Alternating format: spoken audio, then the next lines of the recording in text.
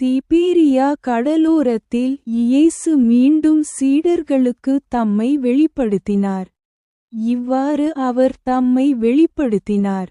சீமோன் பேதுரு, திதிமான் எனப்படும் தோமா, கலிலேயாவிலுள்ள கானா ஊரைச் சேர்ந்த நத்தனியேல், செபதேயுவின் மகன்கள், அவருடைய சீடர்களில் வேறு 2 பேர் ஆகியோர் ஒன்றாக இருந்தனர். சீமோன் பேதுரு அவர்களிடம், நான் மீன்பிடிக்கப் போகிறேன் என்றார். அவர்கள், நாங்கள் உங்களுடன் செல்வோம் என்றார்கள். அவர்கள் புறப்பட்டு படவில் ஏறினார்கள். ஆனால் அன்று இரவு அவர்கள் எதையும் பிடிக்கவில்லை. பொழுது விடிந்ததும் இயேசு கரையில் நின்றார். ஆனால் சீடர்கள் அது இயேசு என்று அறியவில்லை.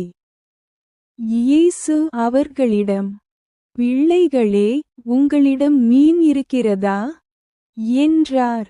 அவர்கள், இல்லை என்றார்கள். அவர் அவர்களிடம், படகின் வலது பக்கத்தில் வலையைப் போடுங்கள். மீன்கள் மிகுதியாக இருந்ததால் அதை இழுக்க முடியவில்லை என்றார். இயேசு நேசித்த சீடர் பேதுருவிடம், அவர் கர்த்தர் என்றார். சீமோன் பேதுரு, அவர் கர்த்தர் என்று கேள்விப்பட்டு, வேலைக்காக களைந்து போனதால் தனது மேலங்கியை போட்டுக்கொண்டு கடலில் குதித்தார். மற்ற சீடர்கள் படகில் வந்து மீன்கள் நிறைந்த வலையை இழுத்துக்கொண்டு வந்தார்கள். ஏனென்றால் அவர்கள் கரையிலிருந்து வெகு தொலைவில் இல்லை, ஆனால் சுமார் 100 முழ தூரத்தில் இருந்தார்கள். அவர்கள் கரைக்கு இறங்கியபோது, கரி நெருப்பு இருப்பதையும், அதன் மேல் மீன்கள் விரிக்கப்பட்டிருப்பதையும் ரொட்டியையும் கண்டார்கள். இயேசு அவர்களை நோக்கி, நீங்கள் இப்போது பிடித்த மீன்களில் சிலவற்றைக் கொண்டு வாருங்கள் என்றார். சீமோன் பேதுரு படகில் ஏறி 153 பெரிய மீன்களால் நிறைந்த வலையை கரைக்கு இழுத்தார். இவ்வளவு அதிகமாக இருந்தும் வலை கிழிக்கப்படவில்லை. இயேசு அவர்களிடம், வந்து சாப்பிடுங்கள் என்றார். சீடர்களில் யாரும், நீ யார் என்று அவரிடம் கேட்கத் துணியவில்லை. அது கர்த்தர் என்று அவர்கள் அறிந்திருந்தார்கள். இயேசு வந்து அப்பத்தை எடுத்து அவர்களுக்கு கொடுத்தார், மீன்களும் கொடுத்தார். இயேசு மரித்தோரிலிருந்து உயிர்த்தெழுந்த பிறகு சீடர்களுக்கு இது 3வது முறையாகும். அவர்கள் காலை உணவை முடித்ததும், இயேசு சீமோன் பேதுருவிடம், யோவானின் மகனான சீமோனே, நீ இவர்களை விட என்னை அதிகமாக நேசிக்கிறாயா என்று கேட்டார். அவர், ஆம் ஆண்டவரே, நான் உன்னை நேசிக்கிறேன் என்று உனக்கு தெரியும் என்றார். அவர் அவனை நோக்கி, என் ஆட்டுக்குட்டிகளை மேய்ப்பாயாக என்றார்.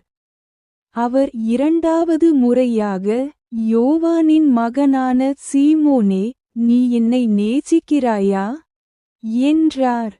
அவர் அவரை நோக்கி, ஆம் ஆண்டவரே, நான் உன்னை நேசிக்கிறேன் என்று உமக்கு தெரியும் என்றார். அவர் அவரை நோக்கி, என் ஆடுகளை மேய்ப்பாயாக என்றார். அவர் 3வது முறையாக, யோவானின் மகனான சீமோனே, நீ என்னை நேசிக்கிறாயா என்றார். அவர் 3வது முறையாக, நீ என்னை நேசிக்கிறாயா என்று கேட்டதால் பேதுரு துக்கமடைந்தார். அவர் அவரிடம், ஆண்டவரே, உமக்கு எல்லாம் தெரியும், நான் உன்னை நேசிக்கிறேன் என்று உமக்கு தெரியும் என்றார். இயேசு அவரிடம், என் ஆடுகளை மேய்ப்பாயாக. உண்மையாகவே உண்மையாகவே நான் உனக்குச் சொல்லுகிறேன், நீ இளைஞனாக இருந்தபோது நீயே ஆடை அணிந்து விரும்பிய இடத்துக்கு நடந்தாய். ஆனால் நீ முதிர்வயதான போது உன் கைகளை நீட்டுவாய். வேறொருவன் உன்னை உடுத்தி நீ போக விரும்பாத இடத்திற்கு உன்னை கொண்டு செல்வான். கடவுளை மகிமைப்படுத்த அவர் எப்படிப்பட்ட மரணத்தால் இருந்தார் என்பதைக் காட்டவே இதைச் சொன்னார்.